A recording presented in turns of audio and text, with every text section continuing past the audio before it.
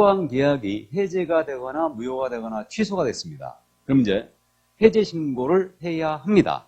이거를. 그래서 부동산 거래 계약, 신고한 계약이 해제가 되면 해제 신고를 들어가는데 이 해제 신고도 역시 해제가 확정이 된 날로부터 며칠 내 알아? 30일 내에 들어가는 거예요. 이때 해제 신고 의무자가 누구냐? 이 문제인데 해제 신고 의무자는 거래 당사자입니다. 당사자가 공동으로 해제 신고를 하셔야 돼요. 우리 개공한테는 해제 신고 의무가 있게요, 없게요? 없어요. 근데 개공은 해제 신고를 할 수 있어요. 자, 그러면 해제 신고를 할 수가 있는데 이게 지금 연역을 잠깐 또 말씀드리죠. 개공이 지금 중개거래인 경우는 매매계약을 쓰겠다면 개공한테 신고 의무를 부여했죠. 근데 우리가 부동산 거래 신고한다고 해서 그에 대한 별도의 보수를 받느냐? 못 받아요. 못 받습니다. 그러니까 국가가 일방적으로 국민한테 의무를 부여할 때는 그에 상응한 대가가 있어야 되죠. 근데 부동산 거래 신고제를 중개업법에 끼워넣게 하면서 우리 법에 들어오면서 중개거래인은 개공한테 신고할 의무를 부여를 해버렸어요. 우리 협회가 반발을 엄청 했죠. 안 받아들였습니다. 그래가지고 결국은 부동산 거래 신고를 우리가 따먹게 된 거예요. 근데 이제 이 다음에 개정되는 것들 있죠. 이 다음에 개정되는 것들은 우리 협회에서 엄청난 반대를 했었습니다. 잠시 후에 주택임대차 계약 신고를 공부할 건데 이게 부동산 거래 신고제가 매매 계약의 하나의 신고를 하면서 이걸 해보니까 너무너무 좋았던 거죠.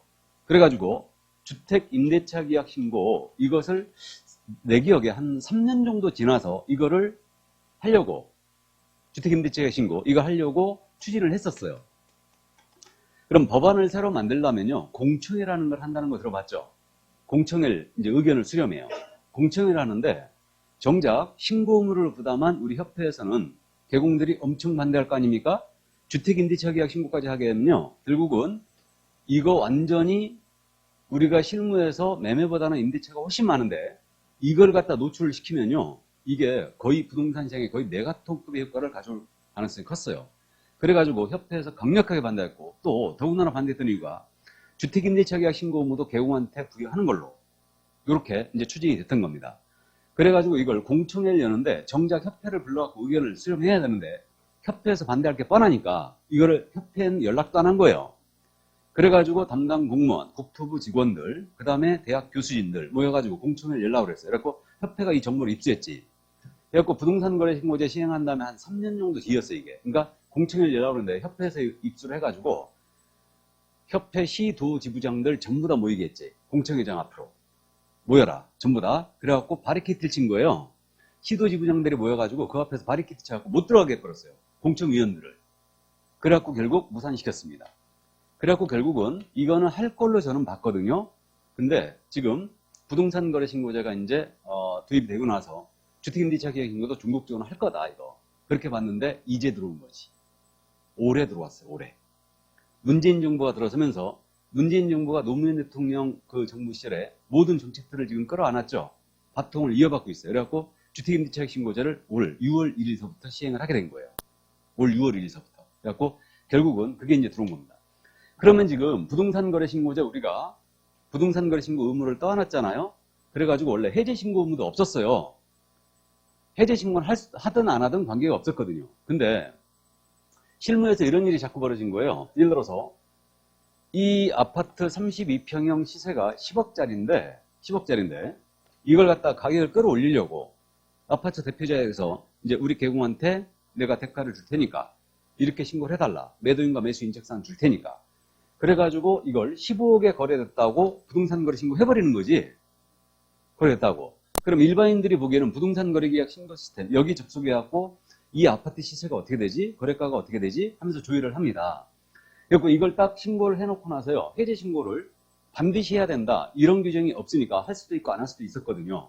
그러니까 15억에 신고해놓고 한 2, 3일 지나갖고 이거 해제 신고 그냥 냅둬버린 거야. 해제 신고를 안 해도 되거든요. 그러니까 냅둬버리면 결국은 15억에 거래했다고 지금 믿게 되겠죠. 그러니까 이런 식으로 장난을 치니까 해제 신고 의무를 부여를 하게 됩니다. 그래서 원래 이거 의무가 없었어요. 그래갖고 해제 신고 하든 안 하든 관계가 없었는데 이제는 해제 신고 반드시 해야 됩니다. 해제가 확정된 날부터 며칠 내? 30일. 그럼 의무자가 누구한테 부여할까? 의무를. 그 부분에 대해서 이제 고민한 거죠. 그래가지고 결국은 개공한테 의무를 부여 못하고 당사자에게 의무를 부여했어요. 그러니까 중개거래일지라도 그 계약이 해제가 되면 해제 신고 의무는 누구한테 있는 거예요 지금? 당사자에게 있어요. 그럼 개공은 중개거래였다. 개공이 신고한 바가 있다면, 부동산 거래 신고한 바가 있다면 개공이 할 수 있을 뿐이에요. 무슨 말인지 되시죠? 이거는. 근데 실무를 생각해 보세요. 개공이 부동산 거래 계약 신고했거든요. 근데 이 신고한 계약이 해제가 돼버렸어요. 엄청 짜증납니다. 그럼 해제가 되면 해제 신고 개공이 하겠어 안 하겠어요? 예? 하겠죠. 왜 하죠? 왜 그러냐면 보세요. 당사자가 신고 의무가 있잖아. 해제 신고 의무가. 안 하면 이거 500만 원 이하 과태료예요. 그럼 과태료 들게 맞았다. 중개사무소 가만두겠어요?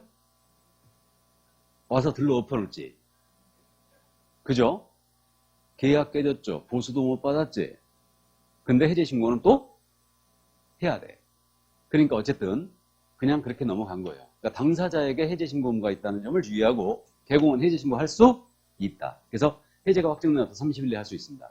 물론 해제 신고도 전자문서로 할 수 있습니다. 그래서 이제 그 정도 이해를 해주시고요. 자, 그럼 이제 해제 신고 넘어갑니다. 그 다음에 이제 금지가 나왔는데 거기 금지에 보면 교재 379쪽이죠 지금. 누구든지 부동산 거래약 신고 의무 또는 해제 등 신고 의무에 따른 다음 각 후에 어느 하나에 대한 해결을 하여서는 안 된다 그랬어요. 그래가지고 개공사에게 부동산 거래 신고를 하지 아니하거나 거짓으로 신고하도록 요구하는 이. 그러면 거짓 신고할 것을 요구했다. 안 된다는 얘기죠. 그러니까 갑을 간의 거래를 개공 A께서 소개했는데 우리가 조금 이거 보수를 좀 더 드릴 테니까 허위 신고합시다. 요구하는 거예요. 안 된다는 얘기죠. 요구하면 500만 원 이하가 들어요. 그 다음에 2번. 부동산 거래 신고 대상 계약을 체결한 후에 신고 의무자가 아닌 자가 거짓으로 부동산 거래 신고하는 게. 자, 신고 의무자가 아닌 자가 거짓 신고할 일이 있느냐. 이것 때문에 들어온 거예요. 2번의 금지행위는 왜 들어왔냐면요. 갑과 을이 실제 거래가 10억이었는데 9억으로 합의 봤대. 다운을 써달라는 얘기죠. 그럼 개공이 실무적으로 어떻게 하냐면요. 내가 그럼 여기다 도장을 안 찍습니다. 쌍방 직거래 처리하겠습니다. 이게. 그래가지고 9억의 계약서를 쓰는 거예요. 9억에. 그러면 개공이 도장을 안 찍었으니까 형식은 지금 쌍방 직거래 형식이 된 거죠. 그럼 이들은 신고 의무자가 아니지. 개공이 신고 의무자나 지금. 실질은 중개거래였으니까. 그러면 이들이 신고 의무자가 아닌 자가 허위 신고하는 거죠 지금. 실제 10억이었는데 9억의 신고 들어가는 거예요. 그러면 신고 의무자가 아닌 자가 허위 신고하는 거를 처벌할 필요 없었던 거예요. 그래가지고 2번 금지행위가 들어온 겁니다. 신고 의무자가 아닌 자가 허위 신고했다. 그럼 이때도 취득가액의 5% 이하의 과태료예요. 이게. 그래서 일단은 신고 의무자가 아닌 자가 거짓 신고하는 경우는 이런 경우를 잡기 위함이다. 이게. 그럼 신고 의무자가 거짓 신고해도 5% 이하의 과태료입니다. 일단. 자, 그럼 3번입니다. 부동산 거래 신고 또는 해제 등의 신고 행위를 조장하거나 방조하는 행위. 그럼 조장은 부추긴다는 얘기고 거짓 신고를 조장하는 거예요. 그러니까 거짓 신고를 조장하거나 방조한다 그랬는데 방조라는 말은 뭐냐면 형법상 방조라는 것은 모른 척하는 행위가 아니에요. 형법상 모른 척하는 행위는 유기라고 그래요. 유기죄. 그러니까 엄마가 애한테 젖을 안 먹여갖고 애가 사망했다. 굶어 죽었다. 그러면 이건 유기죄로 처벌됩니다. 유기치사죄로 처벌되는데 그러면 이건 모른 척하는 걸 유기라고 그러고 방조는 모른 척하는 게 아니고 범죄를 도와주는 행위를 방조라고 해요. 범죄를 도와주는 거. 그러니까 안에서 도둑질하고 있는데 밖에서 망봐주고 있죠. 그럼 이거 방조범으로 처벌됩니다. 이게. 물론 범행 계획에 가담하여 방조하게 이거 망보고 있으면 공범으로 처벌되지만 내가 지나가는데 내 고등학교 동창회가 안에서 도둑질하고 있는 거야. 근데 내가 망봐주는 거야. 우연히. 그러면 나는 방조범이에요. 절대 방조범입니다. 이렇게 되는 거고. 그러니까 방조는 도와주는 거다. 그 다음에 이제 4번입니다. 신고 대상 계약을 체결하지 아니했음에도 불구하고 거짓으로 하는 행위. 그래서 그 4번에 있잖아요. 말미에다가 가장계약 신고라고 메모하세요. 가장계약 신고.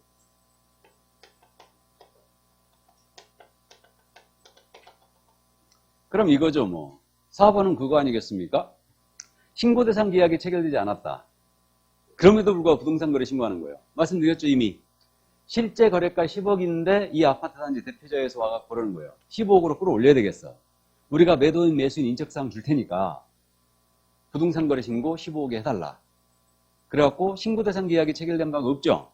근데 신고 들어가는 거지. 가장 계약 신고요. 3천만 원 이하의 과태료 옵니다. 이거. 그럼 5번은 그거죠. 부동산 거래 신고 해당 계약에 해지 등이 되지 않았을 거고 거짓으로 해지 등의 신고라는 게. 그럼 5번 말미에는 가장 해지 신고라고 메모하세요. 5번 말미에는 가장 해지 신고. 그럼 5번은 그거 아니에요. 15억으로 끌어올려야 되겠는데 개공이 부동산 거래 신고 10억에 해놓은 게 있어. 그러면 이거 해지 신고 해버리는 거지. 해제가 안 됐음에도 불구하고 15억으로 끌어올려야 되겠거든. 이해되시죠? 역시 3천만 원 이하와 같아요. 그러니까 가장 계약 신고든 가장 해지 신고든 신고 대상 계약이 체결되지 않았음에도 불구하고 신고를 했다든가 해제가 안 됐음에도 불구하고 해지 신고했다. 그럼 이때는 3천만 원 이하와 같습니다. 다음은 오죠? 무슨 얘기인지. 자, 그럼 넘어갑니다. 이제 금주행위를 받고 나머지 이제 검증. 자, 여기서부터는 이제 스피드하게 진행합니다. 우리는 감 잡는 강의를 지금 하고 있기 때문에 자, 이제 신고 필증 나갔잖아요. 신고 필증 나가면 검증을 합니다. 검증을 하는데 신고 가격이 적정한지 여부를 검증한다는 얘기예요. 그러니까 예를 들어서 아파트 이거 15억에 부동산 거래 신고 들어온 거예요. 그럼 이것이 가격이 적정한지 여부를 검증을 한다는 얘기예요. 그럼 검증을 신고한청이 해야 합니다. 이건 신고한청의 의무예요. 검증은 무조건 해야 합니다. 그러면 이 가격이 15억이 적정한지 여부를 체크한다는 얘기인데 비교 가격 데이터가 있어야 되죠. 그럼 비교 가격 데이터는 어디 있냐면 검증 체계에 있어요. 검증 체계가 이게 검증 시스템이죠. 그리고 현재 검증 체계 구축 운영을 하고 있습니다. 이거 구축 운영한 자가 누구냐? 국토부 장관이에요. 물론 그래갖고 위탁 운영을 하고 있는데 어쨌든 검증 체계 구축 운영은 누가 한다고요? 국장이. 검증은 누가 한다고요? 신고관청이. 그러면 신고한청이 부동산 거래 신고 받았잖아요. 그러면 검증 체계에 접속을 해요. 접속을 해갖고 가격을 딱 집어넣잖아요. 15억 딱 집어넣으면 적정, 부적정, 판정 불가, 판정 보류 이런 식으로 떨어져요. 결과가.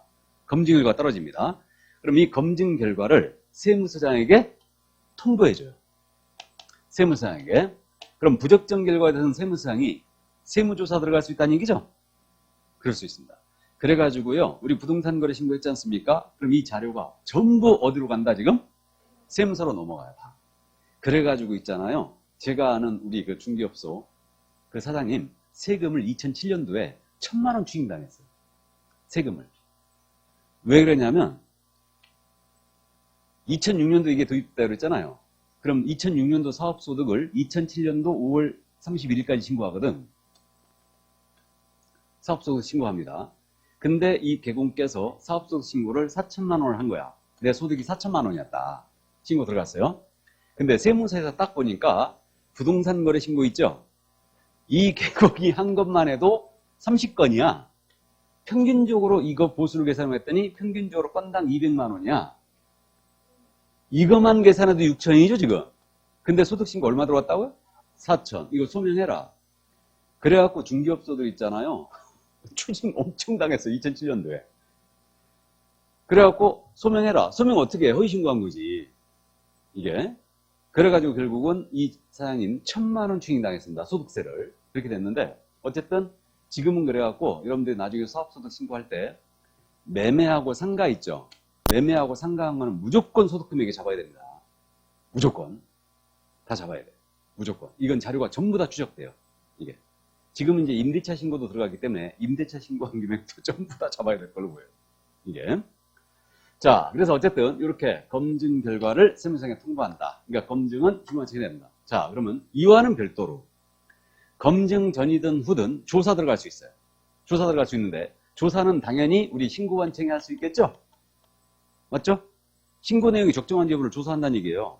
그럼 조사는 별도로 이제 신고관청이 할 수 있고 우리 국장도 조사할 수 있어요. 국토부 장관도 조사를 할 수 있다. 국토부 장관이 더럽게 할 일이 없나 봐. 국토부 장관은 단독으로 직접 또는 신고관청과 공동으로 신고 내용에 대한 조사를 들어갈 수가 있습니다. 이게. 그럼 이 조사를 이제 들어갔는데 만약에 위반 사실이 확인됐다. 그러면 관계기관에다가 고발 통보할 수 있겠죠. 이건 뭐 당연한 얘기고. 그 다음에 이 조사 결과를 우리 신고관청은 조사했지 않습니까? 그럼 시도의사에게 보고하게 돼 있어요. 그래서 신고관청은 조사 결과를 시도의사에게 보고하고, 시도의사는 이걸 쫙 모아가지고 다시 국토부 장관한테 이 조사 결과를 보고하는데, 시도지사는 월 1회는 조사 결과에 대해서 국토부 장관에게 보고하래요. 왜? 안 할까봐. 안 할까봐 월 1회는 하라고 못을 박아놨어요. 이게. 시도지사가 높아요? 국토부 장관이 높아요? 국장이 높아요? 여러분들은 공법 시간에 그렇게 공부했으니까. 근데 나한테 시도의사 할래? 국장 할래? 하면 나는 시도의사 할 거야. 물론 나한테 그럴 일이 없겠지만. 참고로 지금은 이제 선거직이기 때문에 국장이 높냐 시도의사가 높냐. 물론 이제 조선시대로 따지면 관찰사보다는 육조 판사가 훨씬 높으니까 당연히 이제 시도의사가 국토부장이 높다고 볼 수 있지만, 선거직이니 그 군사정권 시절에 임명직이었죠. 시도의사가. 그때 서울시장 있잖아요. 서울시장은 부총리급이었어요. 장관급보다 높았지. 경기도의사도 높다고 봐야지. 장관급보다 높다고 봐야지. 일단. 근데 어쨌든 좋습니다. 안 할까봐. 그러니까 예를 들어서 이재명 전 지사한테 국토부 장관에게 보고해라. 그러면 이재명 지사 보고할 것 같아, 안 할 것 같아? 안 합니다. 안 할까봐 월 1회는 하라고 못을 박아놓은 거예요. 네가 뭔데 나한테 보고하라고. 예? 아마 오세훈 시장은 더더욱 그럴 겁니다. 예. 자, 그래서 이제 요거 여기까지. 그러니까 조사, 검증이 있다는 거 이해를 해두시고요. 자, 그럼 이제 넘어갑니다. 이제 넘어가서 정정 변경이 등장합니다. 이제 383쪽에 개념만 잡고 갑니다. 정정과 변경에 대해서는요. 자, 거기 신고 내용의 정정 신청. 거래 당사 또는 개업공사는 부동산 거래 신고 내용 중 일부 내용이 잘못 기재된 경우, 밑줄이에요. 잘못 기재된 경우에는 신고한 층의 신고 내용의 정정을 신청할 수 있다. 정정을 신청할 수 있다. 자, 면적이 100제곱미터로 신고했는데 신고필증이 나왔는데 1000제곱미터로 나와버린 거예요. 잘못돼 있죠? 그럼 정정을 꼭 해야 될 것 같은데 할 수 있다로 되어 있어요. 정정 신청을 할 수 있다. 이해해 두시고 넘어갑니다. 변경신고 384쪽에 의 부분을 보세요. 자, 그러면 동그라미 1번입니다. 거래 당사 또는 개업공사는 부동산 거래 신고 내용 중 일부 내용이 변경된 경우는 밑줄, 변경된 경우 밑줄입니다. 부동산 등기법에 따른 부동산 원한 등기 신청 전에 신고한 측의 신고 내용의 변경을 신고할 수 있다. 변경을 신고할 수 있다 밑줄이에요. 자, 그럼 간단합니다. 신고필증 제대로 나왔고 신고도 제대로 했어요. 근데 당사자 합의로 계약의 일부가 바뀌어버린 거예요. 예를 들어서 잔금일을 12월 22일로 신고했는데 잔금일을 실제 거래가 7억이라고 신고 들어갔어요. 근데 매도인 쪽에서 돈이 급히 필요했죠. 그래가지고 야, 잔금을 12월 12일까지 쳐주면 내가 대금에 1000만 원 깎아줄게 이런 거예요.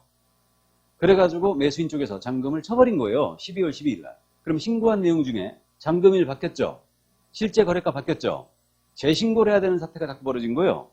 그래가지고 변경신고 제도가 도입된 거예요. 그래서 당사자 합의에 계약 내용의 일부가 바뀐 경우에는 변경신고를 할 수 있다. 꼭 해야 된다 아니에요. 그러니까 개념만 잡고 가자고요. 정정은 언제 하는 거라고요? 잘못됐을 때. 신고한 내용이. 근데 변경은 언제 한다고요? 변경됐을 때. 감 잡아두세요. 그렇게. 그래서 여러분들이 그저 공시법, 등기법 들어갔나요? 공시법 시간에 경정등기, 변경등기 공부했죠? 이거 똑같잖아요. 경정등기는 언제 하는 거다? 경정등기는 잘못됐을 때, 등기가.